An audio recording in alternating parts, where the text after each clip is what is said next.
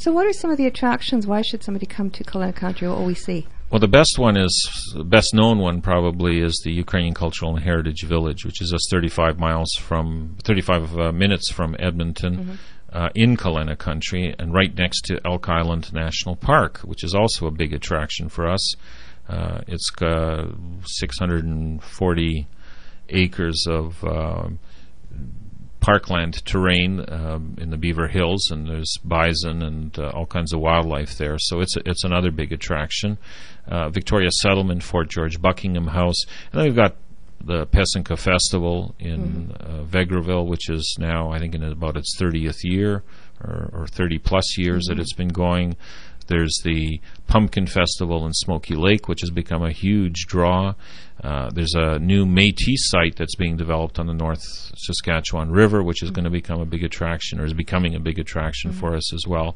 And there are other, smaller festivals and museums and things throughout the whole region. So there's lots to see and do.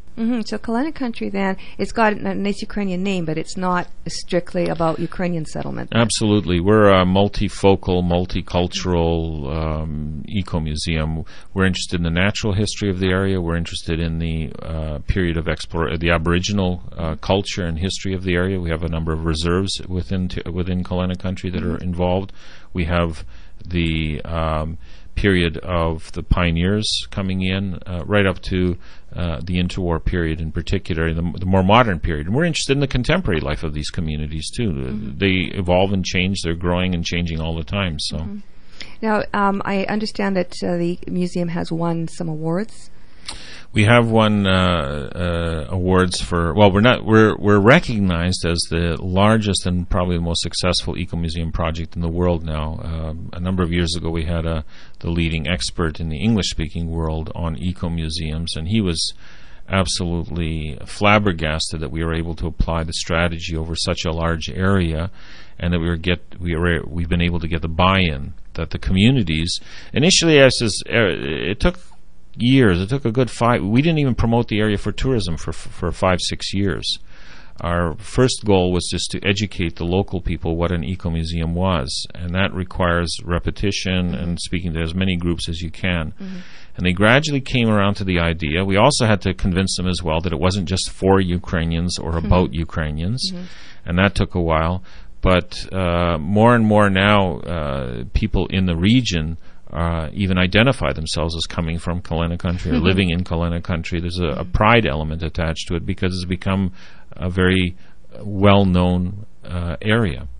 Well, that's a lot to be proud of. Congratulations for that great recognition that you've got, and continue doing what you're doing. Hopefully, other people will be following in your footsteps, and we'll have other eco museums. Kalyna will always be the first and the biggest, won't it? Yeah. Well, it'd be great to see something similar established in Saskatchewan and Manitoba, to have a series of linked eco museums in the Ukrainian areas. And that's one of my longer-term strategies. I'm still working on that, but in the meantime, I would like to invite all of your listeners to come to Kalyna Country. If you're going to be anywhere in the Edmonton area, or if you're going to be coming down the Yellowhead Highway, plan to dawdle a bit, plan to spend a couple of days not only seeing the Ukrainian village, but all the other things that Kalyna Country has to offer. And how can somebody get a copy of the magazine? The magazine, if you call 1-800-4-KALYNA, you can order one. We try, to ship some into the Vancouver Ukrainian community most years. And you can also, as you're coming into Alberta, if you're coming down the Trans-Canada at Canmore or at Field at the visitor information booths, or in Jasper or Hinton, there's one I think as well, you can pick them up there. They all carry them. And there's a website as well. And there's a website, www.kalynaCountry.com. Great. Super. Well, thanks so much for this fascinating information. It's been a pleasure talking to you, and hope we'll see you in Kalyna Country. See us in Kalyna Country. Thanks, Paulette. I was speaking with Jars Balan of the University of Alberta about Kalyna Country. That interview was recorded on March 22nd, 2008.